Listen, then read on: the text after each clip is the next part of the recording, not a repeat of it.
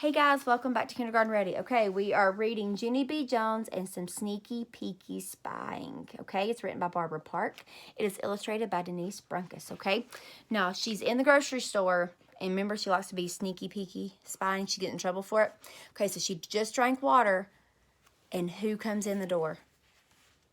Mrs. Her teacher is in the grocery store. You guys ready? Okay, chapter 5, Sickish. Mrs. didn't see me. That's because I hid behind the water fountain speedy quick.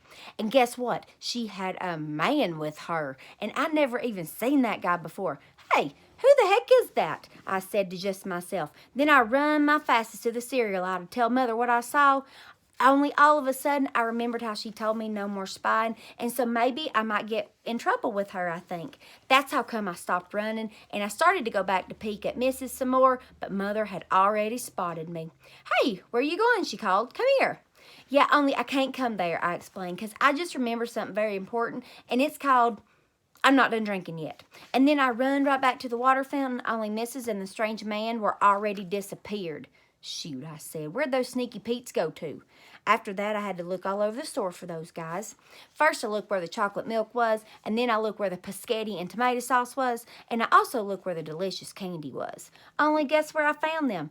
At the stinky dumb vegetables, that's where. I quick ducked down and hid around the corner. Then I did some sneaky peeky spying on them. I saw Mrs. picking out yucky, blucky broccoli and stewy, pewy tomatoes, and also the kind of vegetable named zucchini.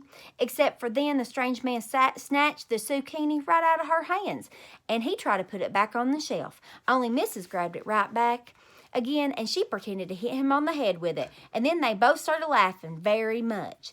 That's when a terrible thing happened, and it's called Mrs. and the strange man did a big smoochy kiss, and it was in front of the whole entire everybody. I covered my eyes. That's because I was ashamed of her, of course, on account of teachers shouldn't do that smoochy thing. After that, I peeked my eyes between my fingers, and I saw Mrs. standing at the grapes. She picked up a bunch of the green kind, and then she pulled some grapes right off the top of it. And that's when the most terriblest thing of all happened. Because just then, Mrs. put the grapes in her mouth, and she ate them. She ate the grapes, and she didn't even pay for them. Oh no, I whispered, very upset. Oh no, oh no, oh no.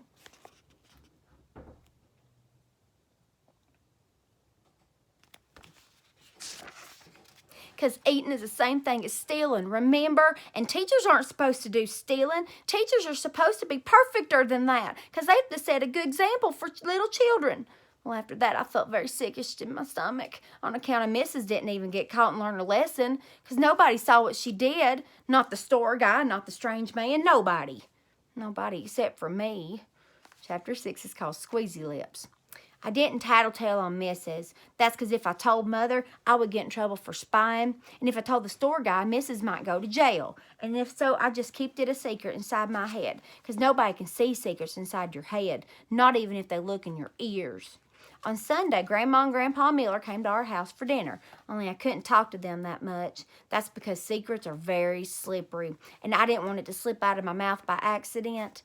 Why so quiet tonight, Junie B? Said Grandma Miller at the table. Cat got your tongue?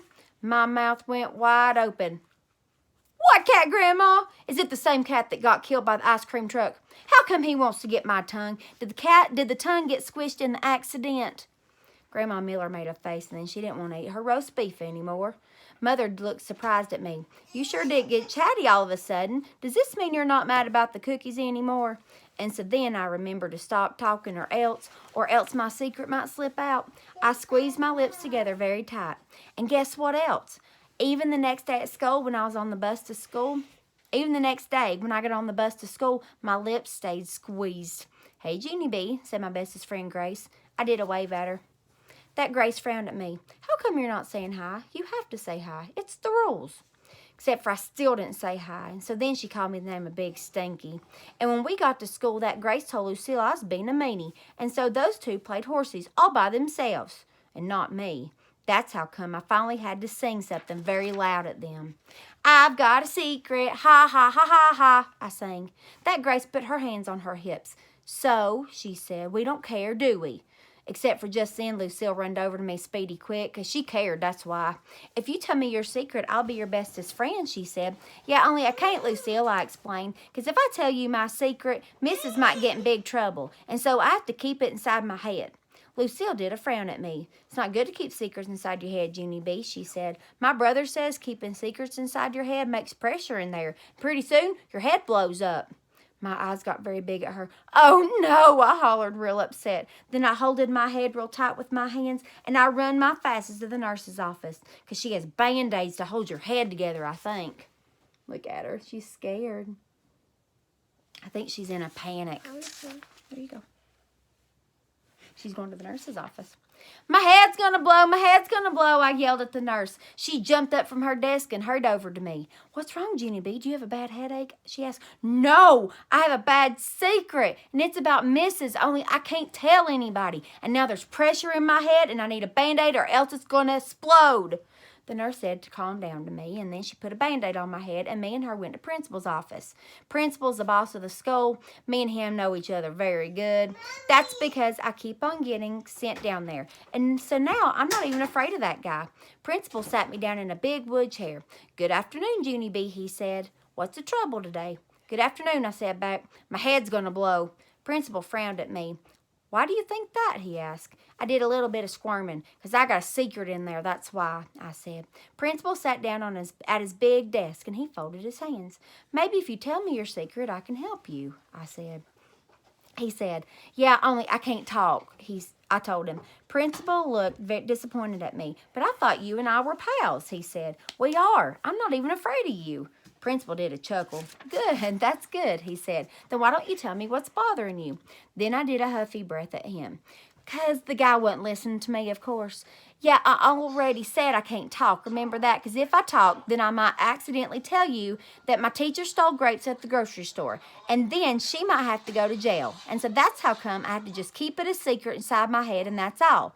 I smoothed my skirt. "The end," I said. Then I squeezed my lips together very tight, or else my secret might slip out. Only guess what? I think it already did. All right. Sweet dreams, and we'll finish the book tomorrow night. Bye, guys.